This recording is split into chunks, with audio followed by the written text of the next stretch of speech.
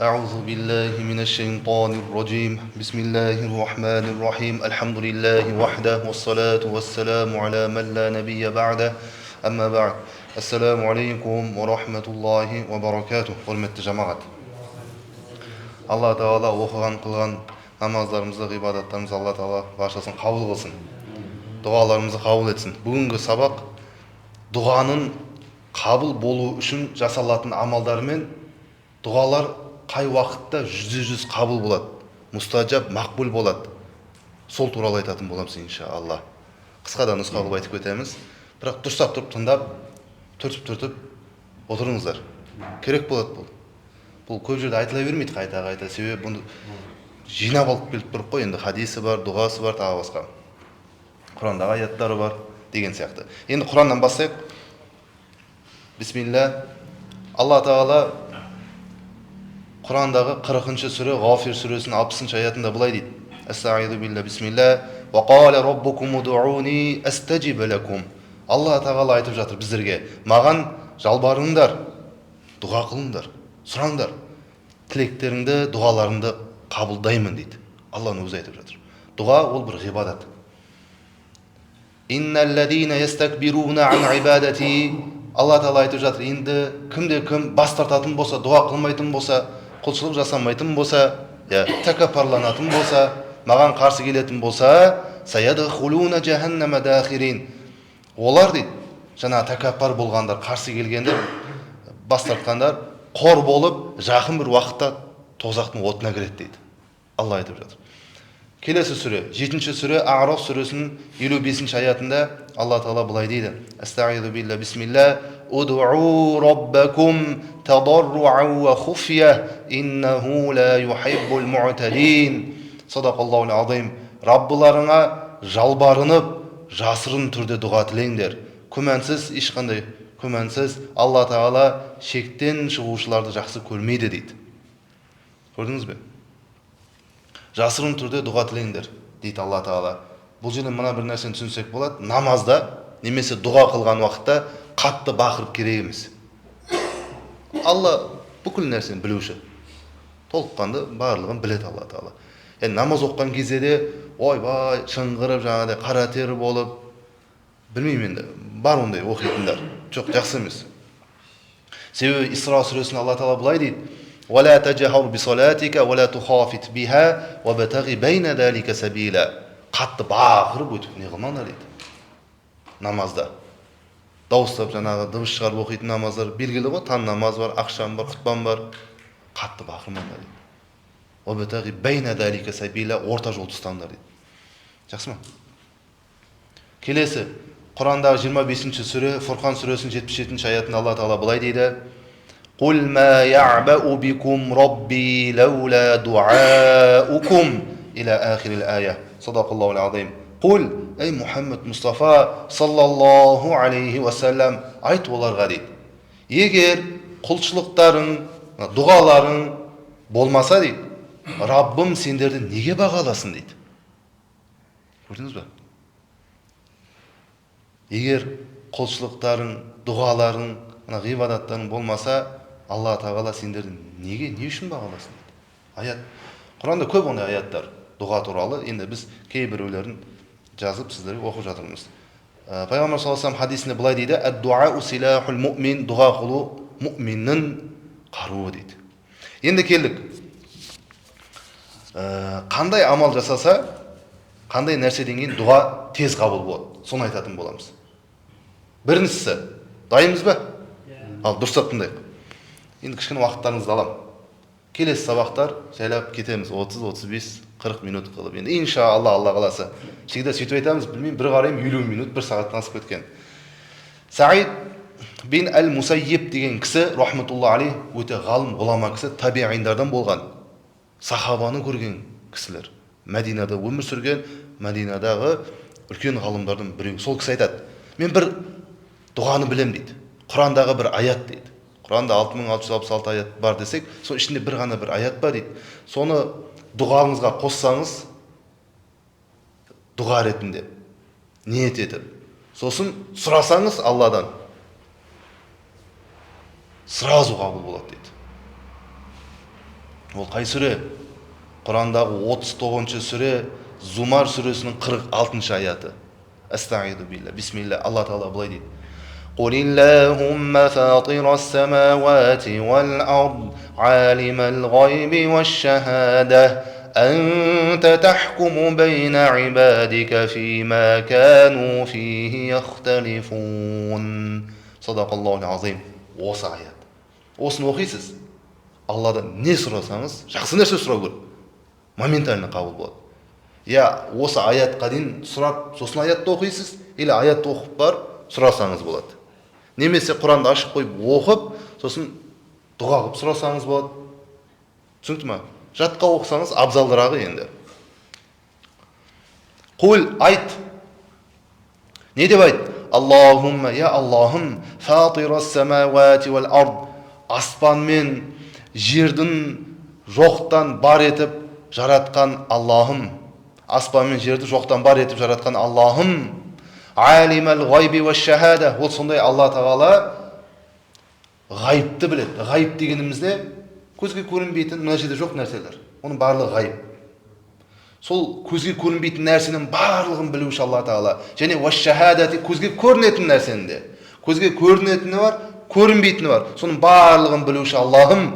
Әнте жалғыз сен ғана Аллахым, жалғыз ғана сен Аллахым.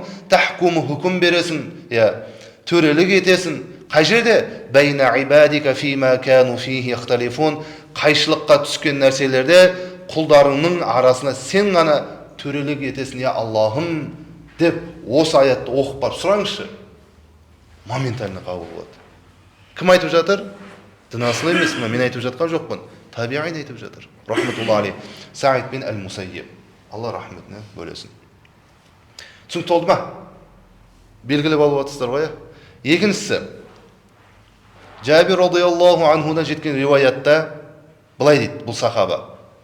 Пайғамбарымыздың саллаллаху алейхи вассаламның дұға қылған уақытын көріп алған ғой, біліп алған. Сөйтіп риуаят етеді. Бұл қалай болды бұл жағдай? Қысқада нұсқа. Хандақ шайқасы бар. Хандақ оқиғасы. Ахзаб шайқасы дейді.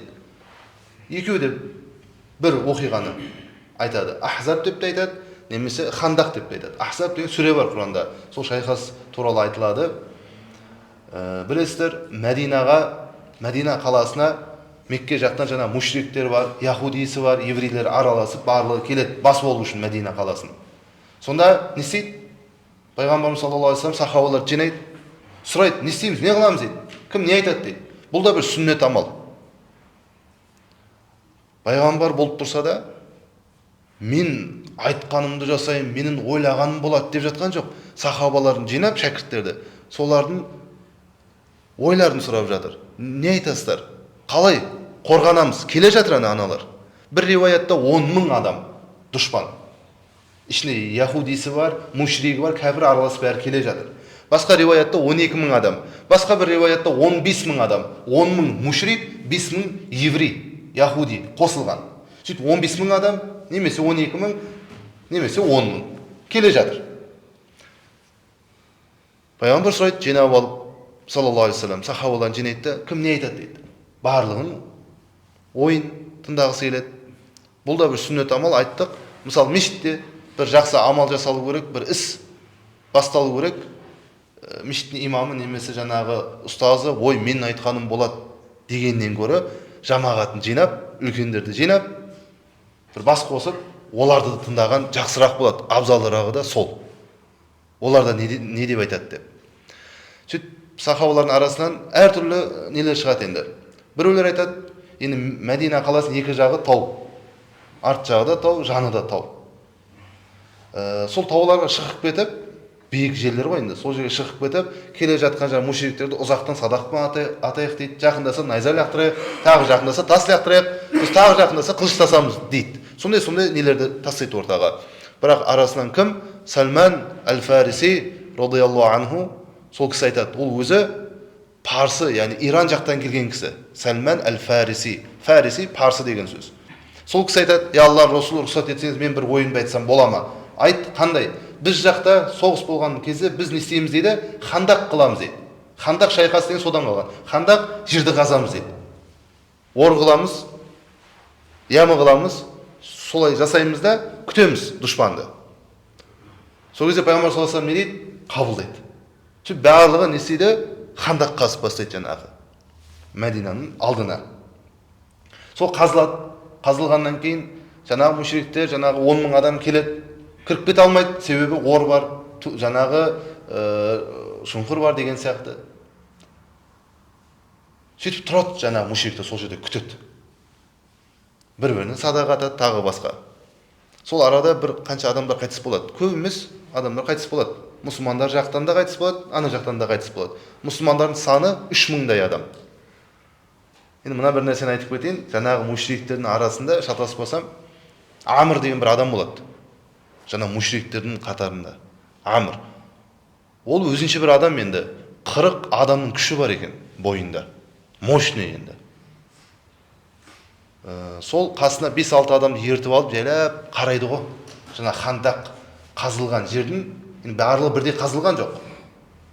Бір жерлер кең қазылған, бір жер жақын бір-біріне. Сондай жерлерді іздейді екен. Жылқымен, атпен секіріп өтіп ан жаққа не қылайын деп жаңағы, соғысайын деп. Сөйтіп бір жерді табады, кішкене жақындау. Жаңағы Амр атымен, қасына 5-6 адаммен секіріп мұсылмандар жаққа қарата өтіп кетеді.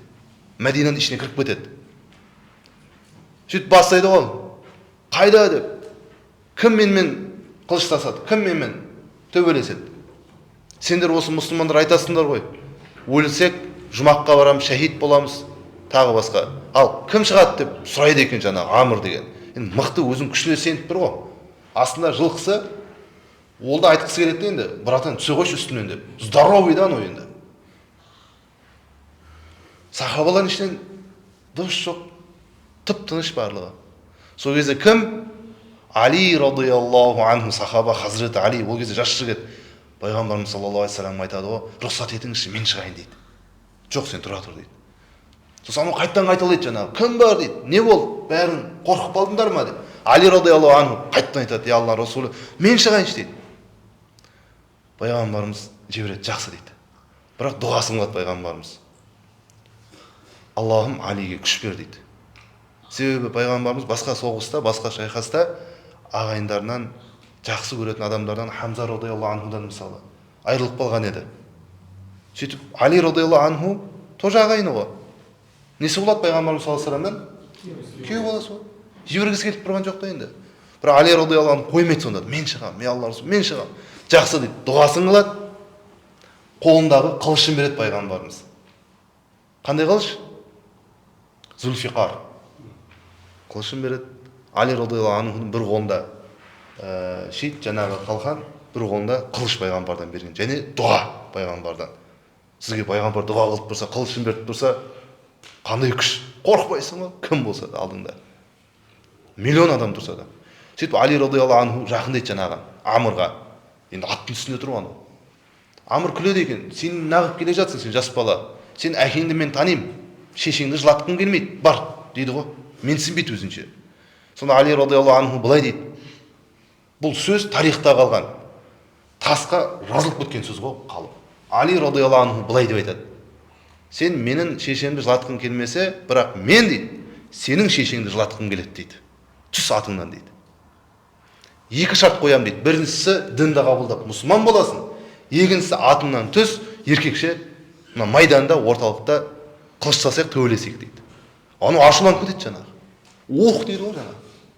Атынан түсіп, жүгіріп келе жатқан кезде Али радиаллаху анху Аллаху акбар деп Али радиаллаху анху деп жүгіреді оған қарсы. Сол жақ қолында қалқаны бар. Жаңағы Амр қылышымен ұрады екен. Ұрған кезде бірінші бастап ұрады. Сол жақ қолындағы шитпен қалқанмен бір тірейді қылышты. Сонда ананың қылышы шитке кіреді.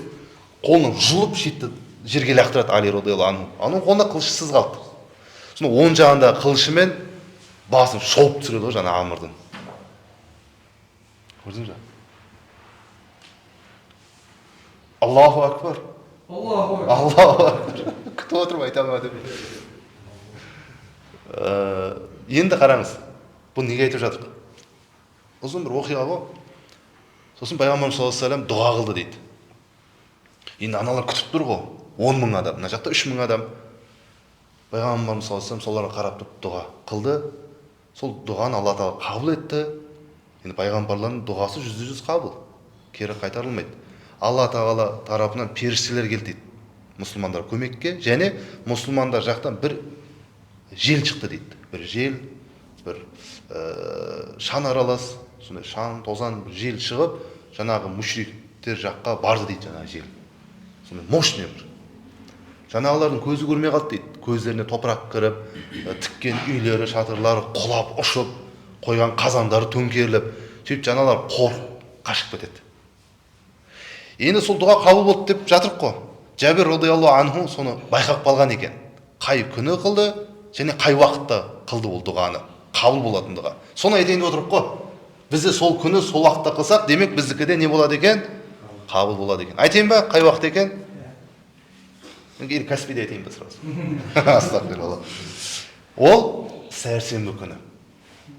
Сәрсенбінің сәтті күні дейді. Қазақ бостан-босқа айтпайды оны.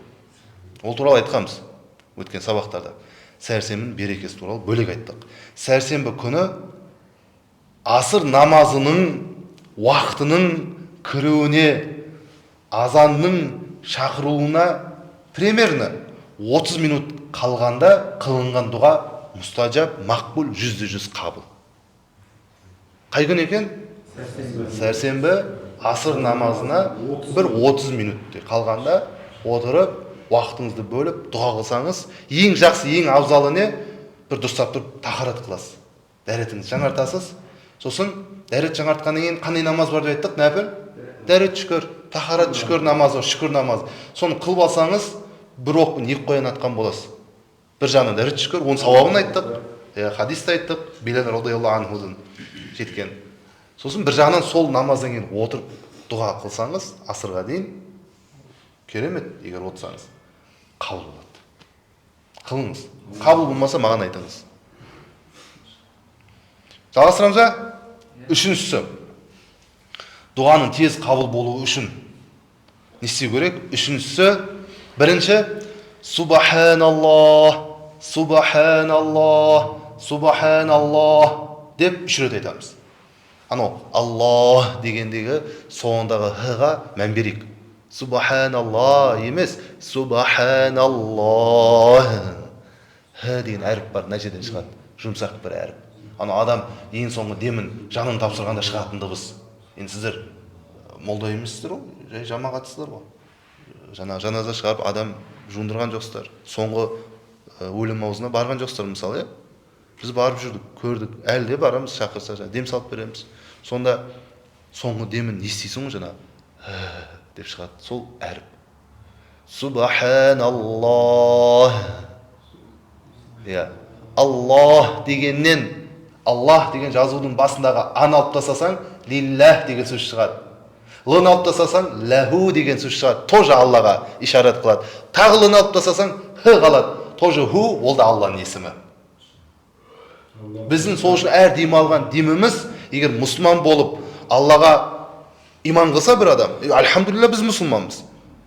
Сол үшін біздің әр жұтып алған деміміздің барлығы зікір болады екен де, сауап болады екен.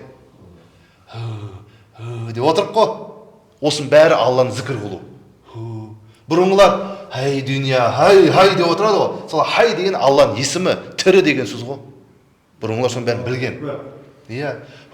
Деп дем алғанымыз, алған деміміз, берген деміміздің барлығы сауап болып жазылады. Шарт не?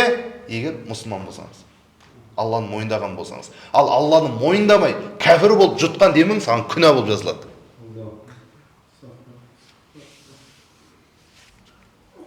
Бірінші 3 рет не деп айтады екенбіз? Субханаллах, Субханаллах, Субханаллах. Сосын 3 рет Альхамдулиллах, Альхамдулиллах, Альхамдулиллах. Сосын 3 рет Аллаху акбар, Аллаху акбар, Аллаху акбар. Сосын 3 рет Ла илаха иллаллах, Ла илаха иллаллах. Ана лыны созған жақсы. Ла илаха иллаллах дейміз.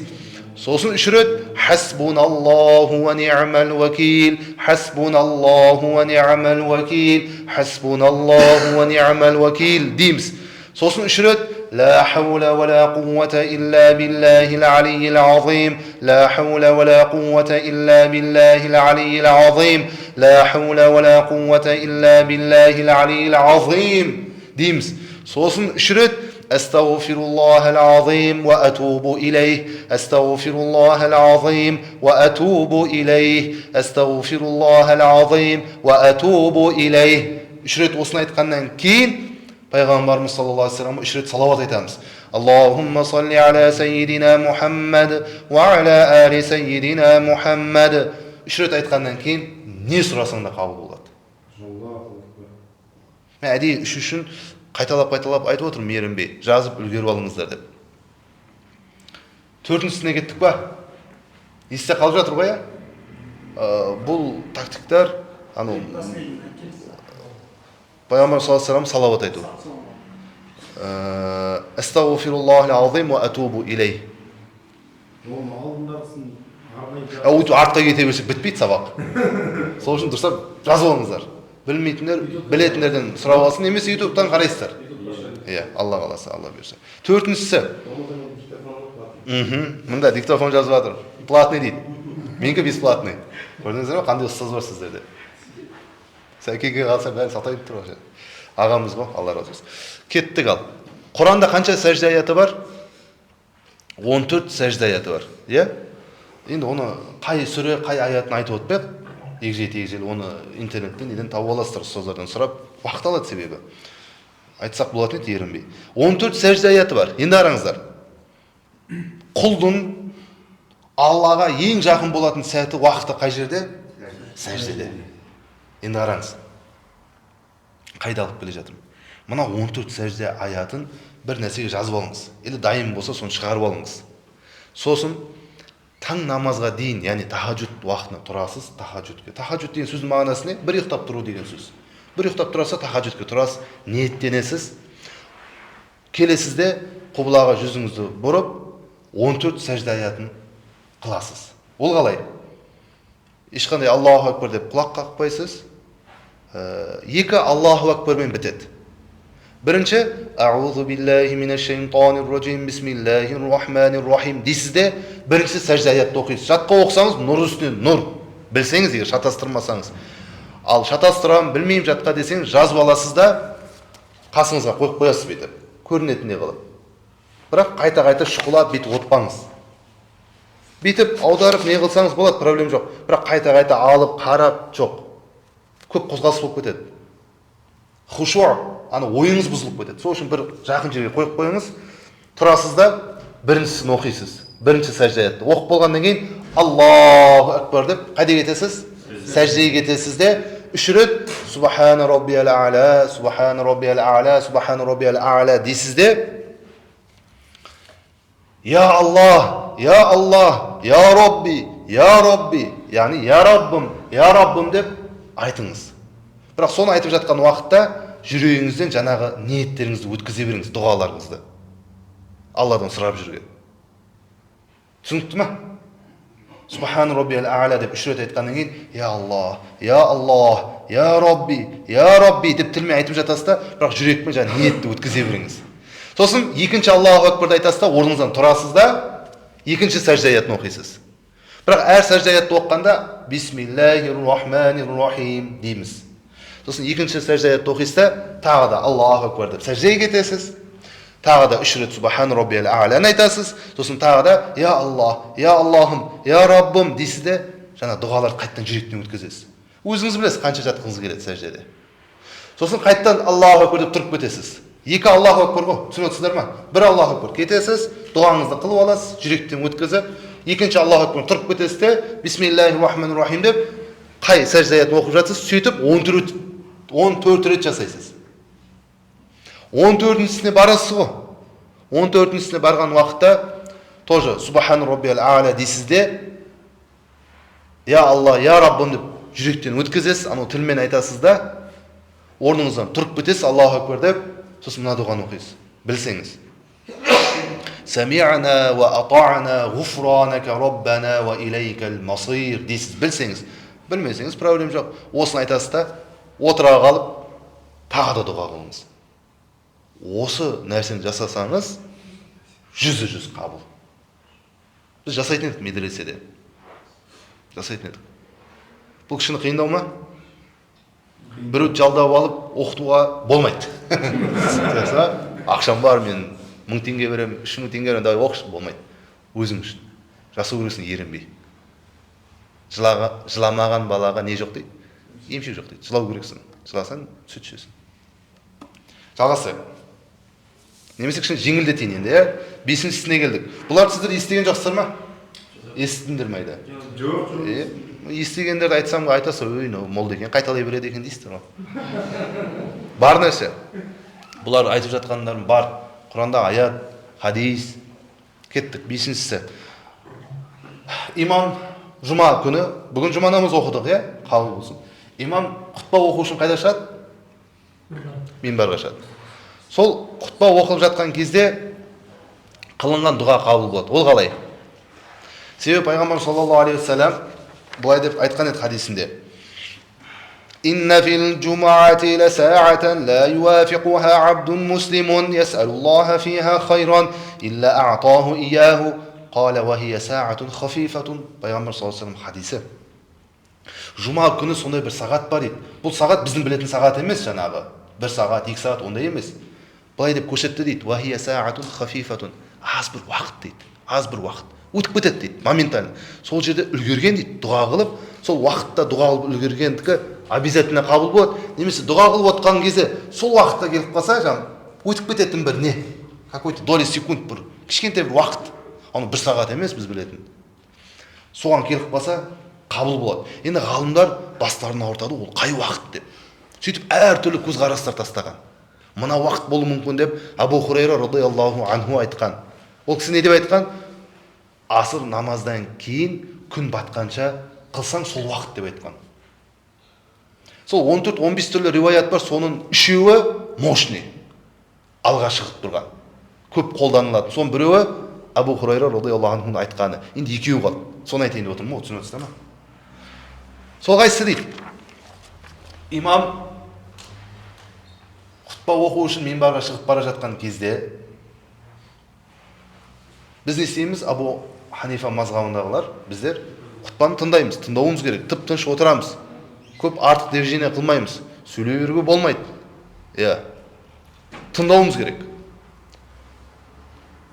Дыбыс шығара алмаймыз құтпа оқылып жатқан кезде. Себебі намаздағыдай болады. Намазда сіз тұрып, ассаламу алейкум деп амандасып сөйлесіп тұрмайсыз, телефон шұқылап тұрмайсыз. Көп адамдар қателеседі. Құтпа айтылып жатқан кезде телефон шұқылап отырады да, ойнап. Ол дұрыс емес ол.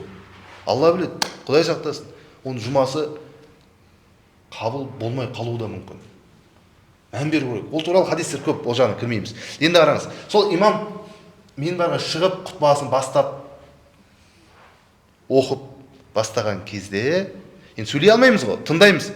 Жүрегіңізден жаңа дұғаларыңызды өткізе беріңіз. Түсінесіздер ме? Сол уақыт болып қалуы мүмкін дейді. Ол көп уақыт алмайды.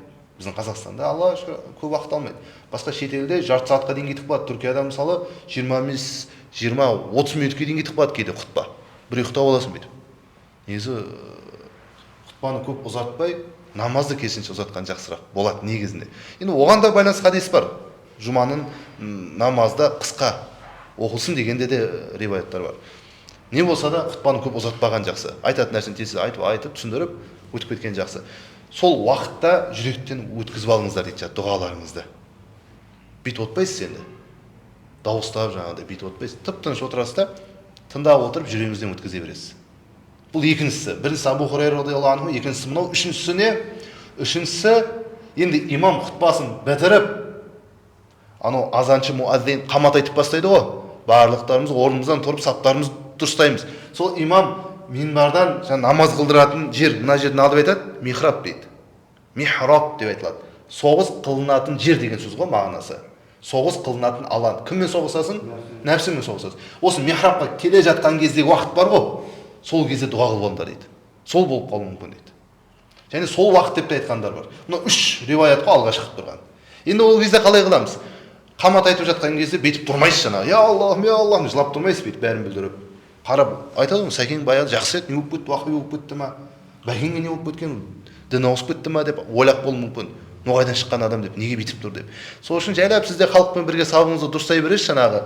Бүйтіп. Бірақ ішіңізден дұғаны естисіз, сол моментті өткізе бересіз.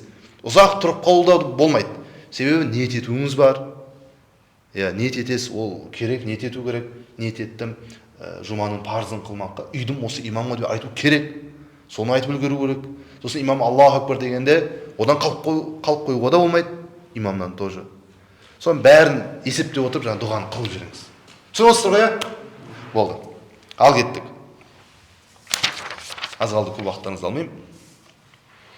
Сегізіншісі, Хазіреті Муаз бин Джабал радиаллаху анху риуаят қылады. Пайғамбарымыз саллаллаху алейхи вассалам бір күні дейді, бір адамның дұға қылып отқанын көрді дейді. Біз де байқадық дейді. Сөйтіп жаңағы адам дұғасының ішіне мына сөзді айтып жатыр дейді. Оп-оңай, жаттап алайық. Я зәл джалали вәл икрам, я зәл джалали вәл икрам деп бірнеше рет қайталап дұғасын қылып отыр дейді. Осы зікірді айтады. Бұл зікір Алланың есімдері аталып жатыр. Сол дұғасын қылып болғаннан кейін Пайғамбар саллаллаху алейхи вассалам айтты дейді жаңағы кісіге. Сенің дұғаң қабыл. Енді Алладан не сұрасаң, Алла саған береді деп айтты дейді. Я зәл джалали вәл икрам зікірі. Дұғада бір рет айтсаңыз да жеткілікті. 10 рет айтасыз ба, 100 рет айтасыз ба, өзіңіз білесіз. Я зәл джалали вәл икрам. Тоғызыншысы, кім мына бір зікірді, я самиу я Аллах, я самиу я Аллах, мына зікірді 5 уақыт намаздан кейін 180 рет айтатын болса. Мысалы, таң намазды оқып алдыңыз, уақытыңыз бар, отырдыңызда, таспих болған сол үшін жақсы. Шатаспайсыз. Таспих болмаса, мұны есептеп отырып, бүкіл ойыңыз есепке кетіп қалады да. Жоқ, шатаспасаңыз, саусақпен жасай берсеңіз болады. Нағыз сүннетке сай деп. Бірақ шатасасыз. Сол үшін таспих жақсырақ. Осы жерде таспихтың рөлі, үлкен рөлі атқаратын жақсы несі осы жерден байқалады. Сөйтіп таспихты алып аласыз да, я самиу я Аллах деп әр 5 уақыт намаздан кейін 180 рет айтатын болсаңыз, дұғаңыз қабыл болады. Жасап көріңіз. Енді кім осы зікірді өмірінің соңына дейін тастамаса, тілі суланып тұратын болса, осы зікірмен ол адамның құлаққа байланысты аурулар бар ғой, құлақ естімей қалу, құлақтан бұлақ ағу, ірін ағу, құлақ ауру деген нәрсе болмайды ол адамда. Мына зікірді қылсаңыз. 180 рет қыласыз ба, ол үшін өзіңіз білесіз. Бірақ дұғаңыздың қабыл болу үшін әр намаздан 180 рет. Мына санға мән беріңіздер. Бұл сан неге 180, неге 181 емес, неге 179 емес? Әр есіктің өзінің бір кілті болады, дұрыс па? Сол кілтте тістер болады. Ана тістің біреуі дұрыс емес болса, есік ашылмайды. Мұны сондай нәрсе ғой. Жалғастырайық. Алла разы болсын, шөлде отқан дедім. Алла береке берсін. Рахмет. Ішіп алайын, рұқсат па? Мотор қызып кетті адам.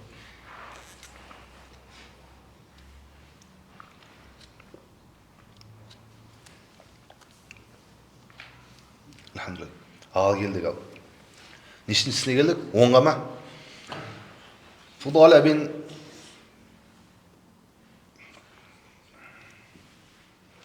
бір сахаба былай дейді. Фудала бин Убайд радиаллаху анху болу керек. Былай дейді. بينما رسول الله صلى الله عليه وسلم قاعد إذ دخل رجل فصلى. Bir күні пайғамбар саллаллаху алейхи вассалам отырған едік дейді.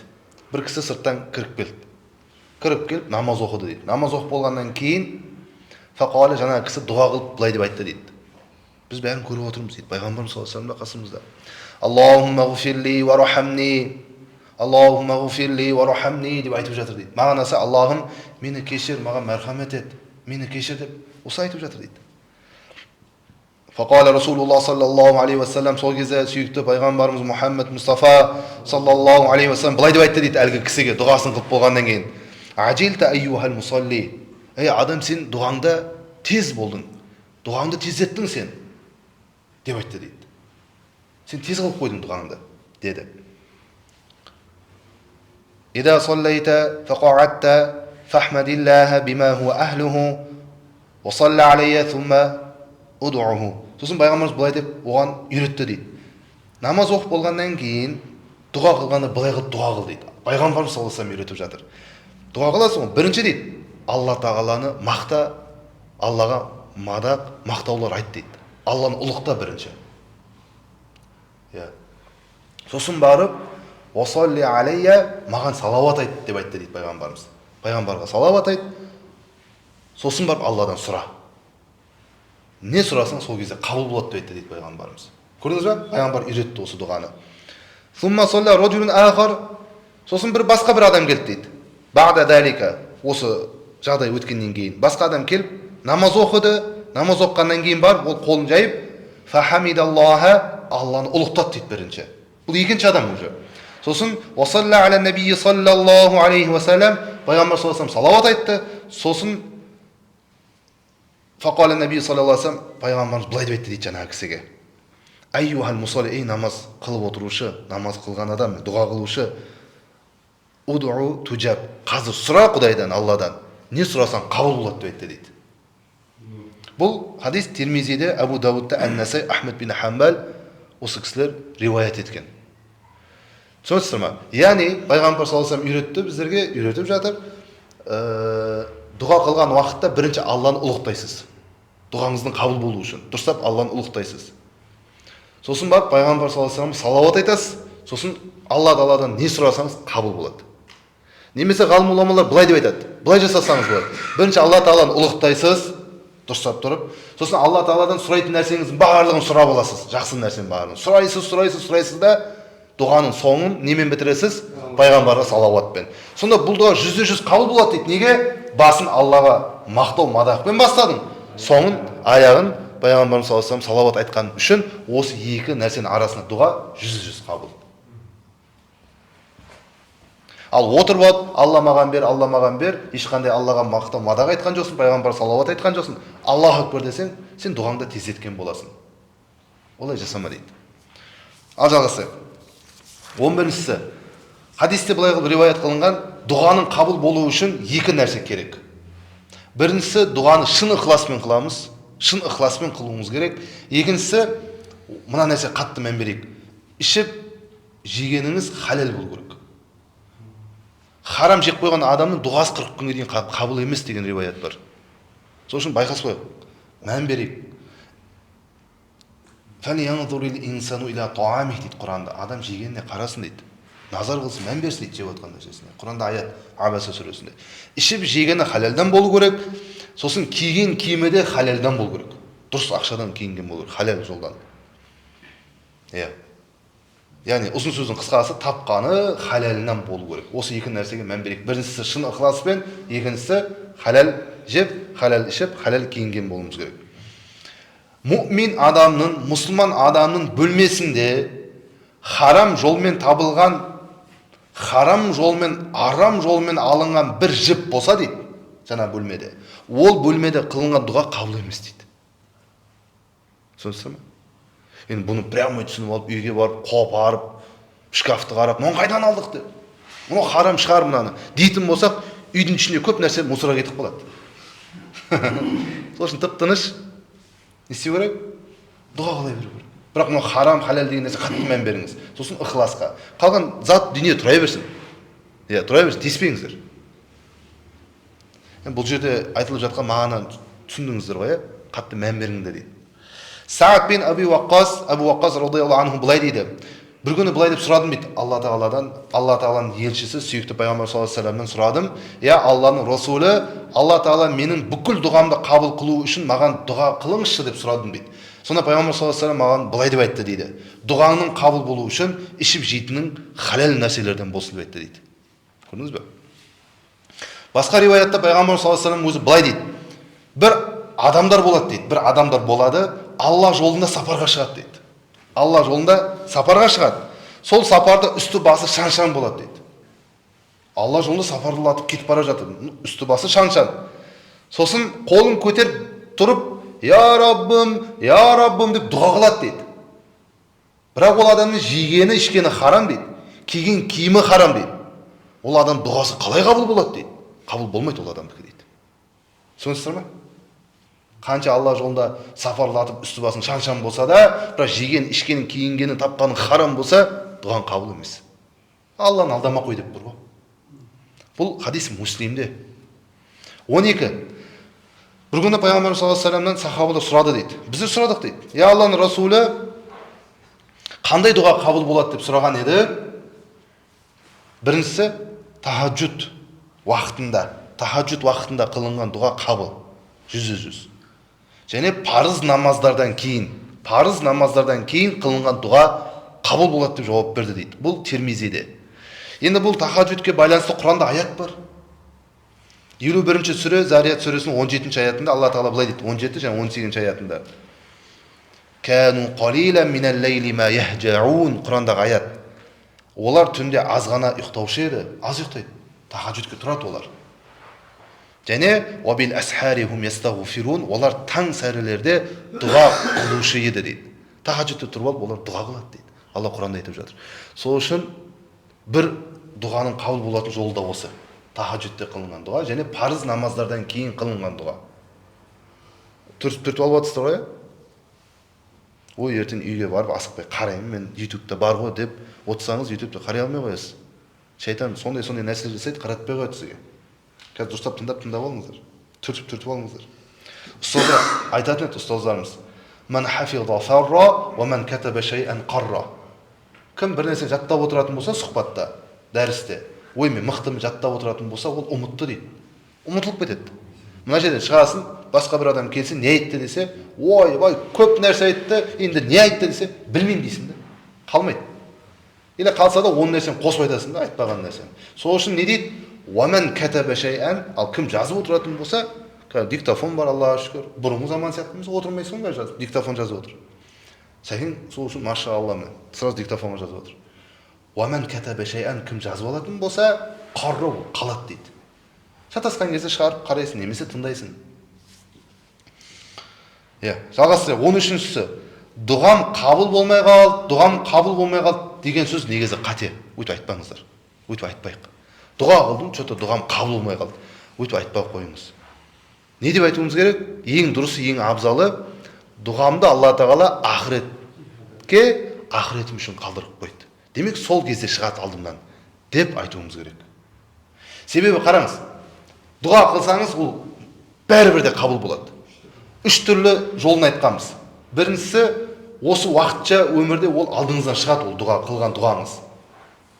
Екіншісі, немесе адамның басына бүкіл жақсылық, сонымен қатар бүкіл жамандық, проблема аспаннан жерге қарата жауады.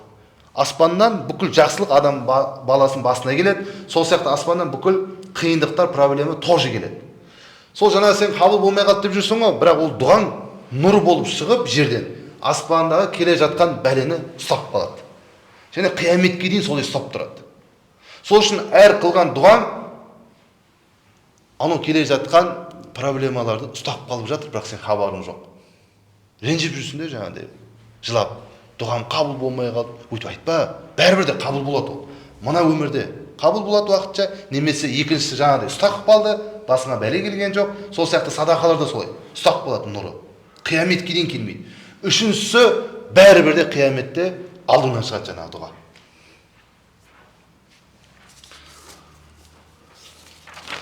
Ұйқы басты ма? Аз қалды. Кішкене сылаңыздар. Сосын 4 күн бастарыңызды ауыртпайық. Келесі сабақ сәрсенбі күні, ертең суббота демаласыздар. 14-шісі, ораза ұстаған адамның қылған дұғасы обязательно қабыл. Ол нәпіл болсын, парыз ораза болсын. 1-ші күнгі ораза болсын, 4-ші күнгі ораза болсын. Дүйсенбі, бейсенбі, тағы басқа нәпіл оразалар. Сол ораза ұстап жүрген адамның дұғасы қабыл. Парыз ораза, ол итак қабыл болады.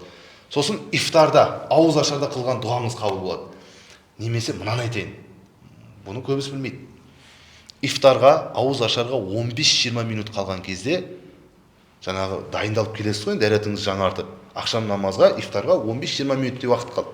Отырасыз да, мына бір зікірді қыласыз. Ол туралы хадис бар, сахих хадис. Калиматани хафифатани. 2 калима бар дейді, 2 сөз бар, өте жеңіл дейді. Қайда жеңіл? Алал лисан, тілге өте жеңіл, 2 сөз бар, 2 зікір бар, 2 калима бар. Фақилатани фил мизан, қияметте мизан таразысы бар ғой. Сол кезде оң жағын ауыр басады дейді, жаңа 2 сөз, өте ауыр басады. Ал оң жақ ауыр басса жұмаққа кіресің деген сөз. Және хабибатани иля рахман, Алла Тағалаға өте ұнамды 2 сөз дейді. Қандай сөз ол? Субханаллахи ва бихамдихи, субханаллахил азим. Осыны зікір қылып отырып тартасыз. Ал бұған байланысты тағы бір хадис бар. Әрбір субханаллахи ва бихамдихи субханаллахил азим деген сайын жұмақтан сіз үшін бір ағаш отырғызылады және бір үй тұрғызылады. Періштелер сөйтіп жұмыс жасайды сіз үшін. Біз медреседе оқығанымызда сол намазға, ақшамға, ол не обязательно ораза болу. Ақшамға. В общем, ақшам намазына 15-20 минут қалғанда отырғызатын еді, бәріміз жинайтын еді. Ал отырып осы зікірді қылайық деп. Ал сіз енді ораза ұстадыңыз. Итак, дұғаңыз қабыл. Ифтарға 20-15 минуттай уақыты қалды. Отырып еще мына зікірді қыласыз. Және дұға қылсаңыз 100% қабыл. 15-20 минут өзіңіз білесіз. 10 минут па, 5 минут па, жарты сағат бұрын ба өзіңіз білесіз. Бірақ мына зікірді қылсаңыз нұр үстіне нұр болады. Ана қара шайға сүт құйып, тары салып, набат тастап ішіне араластырып, асықпай отырып терлеп ішкен тәтті ғой, жақсы ғой. Чем қап-қара шай ішкеннен көреді. Дәмі жоқ, тұзы жоқ. Бұл сондай болады да, көрдіңіз ба? Жайлап әдемілейсіз өзіңіз. Ал кеттік, 15-шісі. Қажылықта жүрген адам дұғасы қабыл. Өзі үшін дұға қылса қабыл. Қажылықта жүрген адам басқа бір адам үшін дұға қылса тоже қабыл. Қажекеңнің сізге қылған дұғасы қабыл деген сөз ғой. Кеше қажылықтан келдім дейді мысалы. Немесе арамызда қажы бар, кеше қажылықтан келді. Жақында қажылықтан келді. Сразу дұға алған жақсы одан. Себебі оның қолы қайда тиді? Қабаға тиді. Пайғамбарымыздың мешітінде намаз оқыған, алақандар, денесі барып кетіп тұр ғой енді рухымен. Сол үшін дұғасы қабыл. 16-шісі сапардағы адам дұғасы қабыл. Сапарда жүріп қылсаңыз дұғаңыз қабыл, немесе сапарда жүрген адамнан сұрасаңыз маған дұға қылшы деп 100% қабыл. Бұрын былай қылатын еді, енді білмеймін, қазір мешіттерде қылына ма қылынбай ма. Намаз оқығаннан кейін не істейміз? Жаңағы айналып, дөңгелек қылып, амандасып шығамыз. Ол бар, ол жасалады ол нәрсе. Бірақ мына бір нәрсе бар еді, біз бұрын көретін едік үлкендерден. Сол бәрі айналып болғаннан кейін кімді іздейтін еді? Сапардағылар бар ма деп іздейтін еді осылай. Арамызда сапардағылар бар, сен мешіт қой, келетін бар, кететін бар, сапардағысы бар, анау бар, мынау бар. Сөйтіп іздейтін еді, арамызда сапардағы жүрген адамдар бар ма? Бар деген кезде сразу содан дұға сұрайтын еді, үлкендер бұрынғы. Қазір білмеймін, жасаламын. Сол сапардағы адам дұғасы қабыл. 17. Жаңбыр жауып тұрған кездегі дұға қабыл. Жаңбыр жауып тұрма, қылып алыңыз дұға. Және бір сүннет амалды айтайын. Қандай? Пайғамбар саллаллаху алейхи вассалам былай қылатын еді. Жаңбыр жауған кезде басындағы сәллесін шығарып, сөйтіп жүретін еді сыртта. Сыртта келе жатыр ғой мысалы, жаңбыр жауып бастады ма, сәллесін шығаратын еді, тахиясын сәллесін шығарып. Anu береке ғой, тиесін басымызға дейді. Ал біз не істейміз? Қол шатыр, ойбай, тығыл, остановка қайда, машинаға кір. Жоқ, ол да дұрыс жасасаң, су болып қалма деген мағынада. Бірақ кішкене болса да бүйтіп сүннет амал жасап алсаң жақсырақ болады. Шығарып бүйтіп. Береке ғой. Себебі Алла Тағала қасиетті Құранда «Ва анзална минас самаи маан тухура» аят бар. Аспаннан түскен сулар, олар таза дейді. Жаңбыр болсын, қар болсын, тағы басқа. Олар таза су. Дәрет алсаң болады, тағы басқа. Қолдансаң болады. Иә. Жаңбыр жауып тұрған кезде қылынған дұға қабыл. Сол сияқты қар жауып жатқан кезде де. Себебі жаңбырдың әрбір тамшысын, қардың әрбір түйірін періштелер түсіреді. Сол түсірген періште жерге тастап, қайттан обратно кеткен кезде уже очередь келмейді дейді оған. Түсінесіздер ме? Ал басқа риwаятта жаңбыр сондай береке қаншама метр жерден, қаншама ұзақтылықтан басымызға бір тамшы болып тық деп тиеді, ауыртпайды. Бірақ ол қандай болады білесіздер ме? Ана жақта түйенің салмағындай ауыр болады дейді, бір тамшы. Бірақ Алла сондай мейірімді құлдарына рахим, анау түйедей болған ауырлықты бөліп періштелерге әмір етеді, тамшы болған күйде жайлап бүйтіп басымызға түсіреді екен, шық деп. Береке сол үшін. Жалғастырайық. 18-шісі азғат. Ауырып жатқан адамның дұғасы қабыл. Ауырып қалдыңыз ба? Дұға қылыңыз көп. Алла назар түсті деген сөз сізге. Бұрын сахабалар ауырмаса жылайды екен. Не болып қалды деп. Алла назар түспей қойды. Ауырып жатсыз ба? Алла назар қылды сізге. Сол үшін шүкіршілік қылып, сабырлық қылсаңыз, Құрандағы аят Бақара сүресінде сабыр қылғандарға жұмақ болсын дейді. Оларға қуаныш болсын дейді. Сол үшін сабыр қылып дұға сұрасаңыз 100% қабыл. Немесе ауырып жатқан адамға зиярат қылып барсаңыз, ол үшін бөлек бір сауап бар. Ауырып жатқан адамға зияратқа жолға шықсаңыз, жұмақтың ішінде жүргендей сауап аласыз. Сондай да риwаят бар. Жұмақтың бақшаларының ішінде жүргендей болады дейді жаңағы адам. Жолда кетіп бара жатқанда. Неге? Анау ауырып жатқан адамға зиярат қылып кетіп бара жатыр ғой. Енді соған барғанда дұға сұрасаңыз, дұғасы қабыл. Жалғасы 19-сы зәбір көрген адамның, немесе зәбір дейді, айтыла береді. Сол адамның қылған дұғасы қабыл. Және мазлумның дұғасы қабыл. Зұлымдыққа ұшыраған. Себебі пайғамбар саллаллаху алейхи вассалам Муаз бен Жабалды радиаллаху анхуны Йеменге әкім қылып жіберіп жатқан кезде былай деп айтады: "Ей, Муаз дейді, есінде болсын. Зәбір және жәбір көрген адамның және мазлум адам дұғасына сақтан дейді, байқас бол дейді. Олардың дұғасы 100% қабыл дейді." Ал хадистің жалғасында фафуджуруху аля нафсихи, ол адам қанша күнәһар болса да, күнәсі деген мойнынан асып кеткен күнәһар болса да, оның күнәсі өзіне дейді, өзі жауап береді Құдайдың алдында. Бірақ ол мазлум болды ғой, ол зәбір көрді ғой, жәбір көрді ма, оның дұғасы сол кезде, сол мезетте 100% қабыл дейді. Арадағы Алла мен соның арасына перде түседі дейді. Қиналып тұрғанда қылып жүрген дұғасы қабыл дейді. Сол үшін сақ бол дейді, байқас бол дейді. 20-шы, ата-анасының балаларына қылған дұғасы, ұрпақтарына қылған дұғасы тоже 100% қабыл. Хадисте, риwayatта әкенің, шешенің балаларына, ұрпақтарына қылған дұғасы пайғамбарлардың үмметіне қылған дұғадай қабыл дейді. Бәріміз семьямыз бар, бала шағамыз бар, қылып ал. Әкең, шешең тірі ме, жүгіріп барып аяғынан сүйіп сұрап ал. Ертең қайтыс болып кеткен кезде кеш болады. Арамызда үлкен кісілер бар, біледі олар жақсырақ біледі. Жалғасы, бір күні бір сахаба былай деп дұға қылды дейді. Дұғасында мына сөздер сөйледі дейді, зікірлерді. Жаттап алайық. Аллаху акбару кабира, вальхамдулиллахи кафира, ва субханаллахи букратау ва асила деп айтып, Алладан сұрап жатыр дейді. Осы зікірді айтып. Пайғамбар саллаллаху алейхи вассалам естіп қалады. Сосын сұрайды: "Ей, мұны қайсысы дейді? Мына зікірді айтып жатқан. Кім дейді?"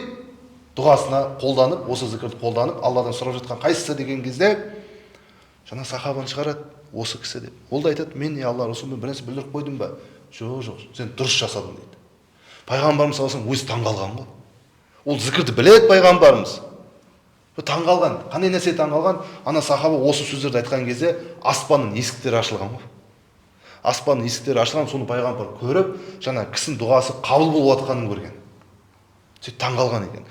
Сол дұға, қабыл болатын дұға: Аллаху акбару кабира, вальхамдулиллахи кафира, ва субханаллахи букрата ва асила. Бір рет айтсаңыз да жеткілікті, өзіңіз білесіз.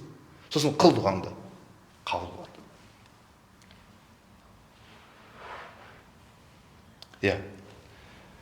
Жетімдердің дұғасы қабыл тоже. Қазақ не дейді? Жетім көрсең жебе жүр дейді. Жетімнің қақысы Құдайдың қақысы дейді. Жетімнің дұғасы тоже қабыл. Басынан сипа, садақа болады. Желеп басынан сипап қой.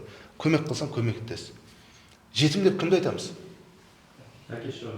Әкесінен айырылғанды айтамыз, е? Шешесінен, анасынан айырылғанды не деп айтамыз? Анасынан, шешесінен айырылғанды өксіз деп айтады қазақ. Әкесінен айырылғанды жетім дейді, шешесінен айырылғанды өксіз қалды дейді. Сондай сөз бар. Түріктерде де қолданады бұны. Ал баласы жоқты не деп айтады? Әкесі жоқты жетім дейді. Жетім бала дейді, әкесі жоқ. Шешесі жоқты өксіз дейді, бәріне есім қойған ғой. Ал баласы жоққа есім қоймаған, ол өте ауыр дейді. Есім таба алмаған ғой. Ұрпақсыз қалғандар, есім қоя алмаған жоқ. Әл-ятиму мән мәті әбуху. Жетім деп әкесі жоқты айтамыз дейді. Құранда фәәммәл ятима фәлә тақухар, жетімді қорлама. Құранда аят. Сол жетімнің қылған дұғасы қабыл. Жетім өлгенше жетім болып кете бермейді жаңағы бала. Қыз болсын, ер бала болсын. Әкесінен айырылды ма? Жетім ғой енді. Балиғат жасына дейін ғана жетім болады. Балиғат жасын толтырғаннан кейін ол уже жетім болмайды. Ол уже ер азамат, немесе азаматша болып уже өсті олар. Олар жетім деп айтпаймыз. Мысалы, 50 жастағы кісінің 80 жастағы әкесі қайтыс болса, 50 жастағы кісіге барып айтпайсың, жетім болып қалыпсың ғой деп. Яғни бір жерге дейін балиғат жасына толғанша жетім болады, содан кейін жетім деп айтпайсың. Ол уже бастап өмірін сүріп кетеді, ары жалғастырып. Солардың дұғасы қабыл. Ғалым ғұламалардың, тақуалардың, ұстаздардың дұғалары қабыл. Көп дұға сұрап алыңыздар сол үшін. Бұрын мен 5 жасымда Өзбекстанға апарып, үлкен бір әулие кісі болды, иман досы қайтыс болып кетті. Әкем алып барып кездестірген еді. Мен 5 жастамын. Ұстаз деді, шейх деді, бұл балама бір дұға қылып қойыңызшы. Нешеде жасы деді. Мен бәрін көріп тұрмын. 5 жаста деді. Әкем. Сосын әкем былай деді. Что-то ерте әкеліп қойған жоқпын ба деді, жаңа үлкен әулие кісіге. 5 жастағы бала ерте әкеліп қойған жоқпын ба деп еді. Жаңа әулие кісі айтты. Сен 6 жыл қалып қойыпсың деді. Яғни тәрбие деген нәрсе, анау түнгі көшеде бар ғой, жаңа сол жерден басталады екен барлығы. Сол барлық нәрсені көріп тұрдым да, бүйтіп сөйлескенде нелер. Сосын жаңа кісі өзім басымнан өткенді айтып жатырмын. Бүйтіп күліп тұрды да басымнан сипап тұрып, таңдай басу деген нәрсе бар. Пайғамбарлардан қалған сүннет амал. Пайғамбар саллаллаху алейхи вассалам кішкентай балдарды апарғанда, сәбилерді пайғамбар алып, және құрма әкеліп береді екен. Құрманы аузына мубарак түкірігімен аузымен чайнап, кішкене құрманы алып, таңдайына басады баланың. Бұл сүннет амал бар нәрсе. Соны жасады маған. Құрманы жұтып алдым мен тасымен бірге. Үлкен балам 5 жаста енді, ана қараң үлкендеуім. Сөйтіп басыма сипап тұрды да, шапанын бүйтіп ашты. Енді саған не берем енді, хадия қылып не берем деді осылай. Қазақстаннан келіп тұр ғой. Қарап тұрды. Соны байқадым, шапанның ішінде қалта жоқ. Бүйтті де бір нәрсе шығарды. 100 теңге шығарды сол кезде. Бұрынғы 2001 жылғы әңгіме. 2001-2002. Абылай ханның бір суреті бар болды, 100 теңгеден андай қағаз. Соны берді маған, мә деп. Керамет көрдім да сол кезде, ана кісінің кераметі. Қалта жоқ. Бүйтті де алып берді. Соны үйге апарып мәз іліп қойдық. Әлі күнге дейін тұр сол 100 теңге.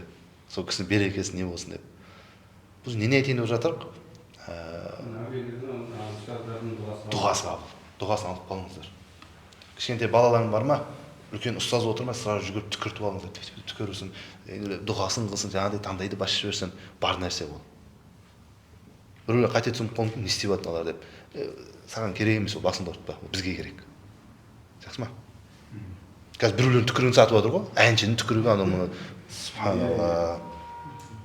Қаншаға сатып жатыр, соның үстіне сондай ақша қосып берейінші, мен алмаймын, керек емес. Өзіне берейін сол.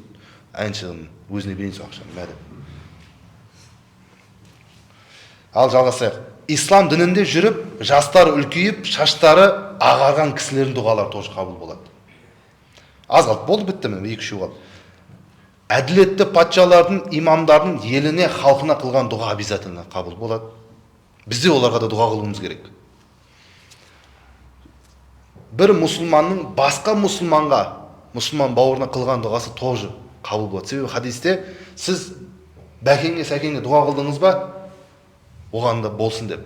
Өз қара басында ойлай бермей, Аллахым, мен өмір жасымды ұзақ қыл, сол сияқты оны да өмір жасын ұзақ қыл, берекелі қыл, хайырлы қыл деп. Тіледің ба, бір періште тұрып айтады дейді. Аллахым, мына адам, мына мұсылман анаған дұға қылып жатыр ма, Алла сенің де дұғаңды қабыл қылсын, саған да сондай болсын деп айтады екен бір періште. Сол үшін мұсылманның мұсылманға қылған дұғасы 100% қабыл болады. Неше болды сағат? 58 минут. Біраз айтып қалыппыз ғой. Екі мәселе тұрда енді. Оны қазір айтпаса басқа жерде айтылмайды. Дұғада иншаалла деп айтсақ бола ма, болмай ма? Дұға қылып жатқан кезде иншаалла, Аллахым маған өмір бер, иншаалла маған ақша бер деп айтсақ бола ма, болмай ма? Осын бір айтып кетейік. Содан кейін соңғы мәселе Аллаға сіз деп айтсақ бола ма, дұғада болмай ма? Жоқ, болмайды. Қайдан білесіз? Алла жалғыз болғаннан кейін. Қазір айтамыз. Сыздар айтатын, шешінбей тұр деп айтатын, шешпе шалбарым деп. Ол мағынасы суға секірме деген сөз екен ғой. Суға кірме деген сөз екен. Біз оны басқаша түсініп жүрік қой. Қараңыз. Дұғада иншааллах деп айтуға болмайды. Егерде шаа қаласа, кім Аллаху Алла. Егер Алла қаласа деген сөз ғой, иншаалла, оны айтуға болмайды. Дұғада айтуға болмайды. Бірақ дұғадан бөлек жерлерде қолдансақ болады. Бірақ бүкіл жерде де иншааллах қолдана бермейді. Мысалы, бәке мұсылмансың ба? Иншааллах мұсылманмын. Ол қате сөз. Алла қаласа мұсылманмын деп айтпаймыз. Альхамдулилля мұсылманмыз деп айтамыз. Сол үшін иншалла бүкіл жерде айтыла бермейді. Бүкіл жерде машаллахта айтыла бермейді. Дұрыстап қарау керек. Сосын мәшалла деп айтылмайды. Машаллах. Созу керек. Иншалла емес, иншаалла. Созу керек. Амин емес, амин. Жақсы ма? Онда мағыналар өзгеріп кетеді. Құранда Алла Тағала былай дейді, Кахф сүресінің 23-24 аятында: "Вала тaqуlanna li shay'in inni fa'ilun zalika ghadan." Алла былай дейді, еш нәрсені осыны ертең істеймін деп айтпа дейді. Мысалы көп көреміз ғой, таксистерден де көреміз мысалы, ойбай 2 минутта жетіп барам дейді. Ертең қан таксистер басқа жерлерде. Ертең бетем, ертең сөйтем, қазір былай қылам, сөйтем, бетем, өйтіп айтпа дейді. Не деп айт? Илля айяша Аллах. Иншааллах деп айт дейді.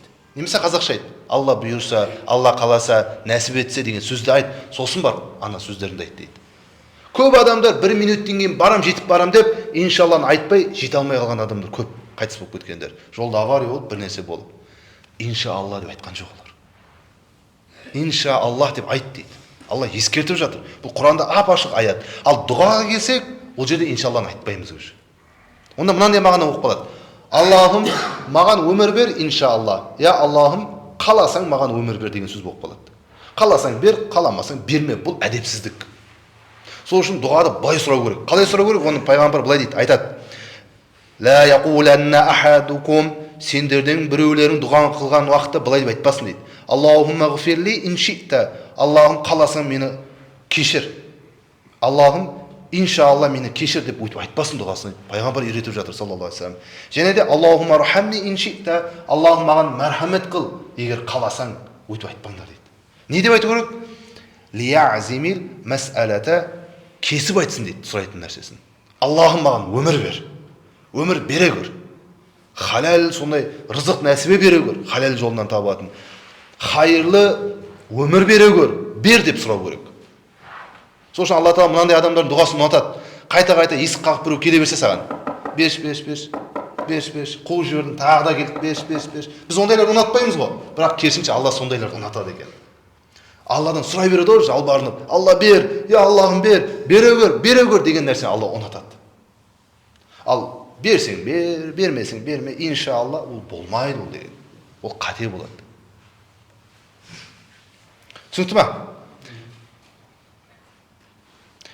Енді мынаған келдік.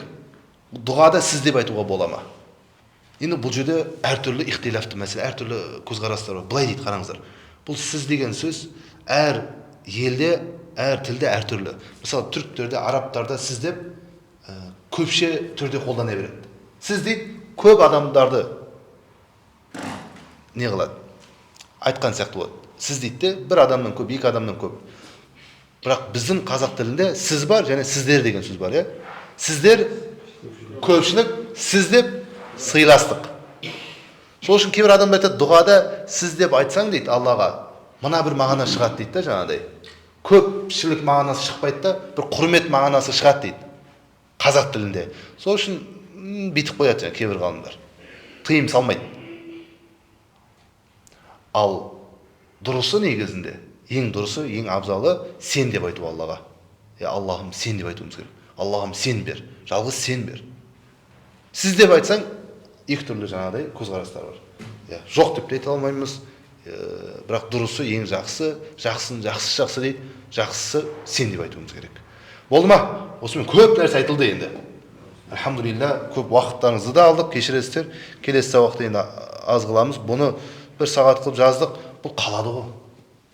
Сіз сабыр қылдыңыз 1 сағат, бұл көпшілікке қалады да, ютубта. Қарайды, ертең іздеп жүрген біреу отырып қарап, көптеген не алады, иншалла, информация алады, пайдалы мағлұматтар алатын болады. Алла қабыл қылсын, бұл жерде айтылған нәрсенің көбісі жаңа Құраннан, хадистен риуаяттар. Алла қабыл етсін. Айдан айға аман есен жете берейік. Айта берсек әлі көп нәрсе бар. Енді осымен тоқтайық иншалла. Субханакаллахумма ва бихамдик, ашхаду ан ла илаха илля анта, астагфирука ва атубу илейк. Вальхамдулиллахи раббил алямин. Тақаббал минна бихурмати Таха ва Ясин. Ва саламун алал мурсалин. Вальхамдулиллахи раббил алямин. Алла қабыл етсін.